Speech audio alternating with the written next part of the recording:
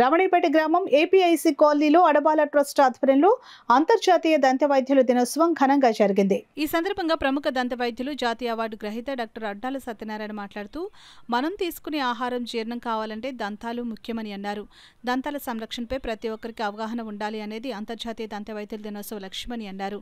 దంత సంబంధిత రుగ్మతలపై గ్రామీణ ప్రజలకు సరైన అవగాహన లేక దంతాల సంబంధిత వ్యాధుల బారిన పడుతున్నారని అన్నారు. ఈ సందర్భంగా అడబాల రత్నప్రసాద్ ఆధ్వర్యంలో డాక్టర్ అడ్డాల సత్యనారాయణ, సువర్ణరాజులను ఘనంగా సత్కరించారు. ఈ కార్యక్రమంలో రాఘవరావు, కుమార్ యాదవ్ తదితరులు పాల్గొన్నారు. ఇప్పుడు శరీరంలో ప్రతి పార్ట్కి కూడా ఒక్కొక్క స్పెషాలిటీ ఉంది, అలాగే దంతాలకు కూడా స్పెషాలిటీ ఉంది. ఈ దంతాల పట్ల ఏంటంటే పూర్వం అంత అవగాహన ఉండదు. ఇప్పుడు ఏంటంటే మనకి శరీర ఆరోగ్యం బాగుండాలంటే మన దంతాల ఆరోగ్యం బాగుండాలి.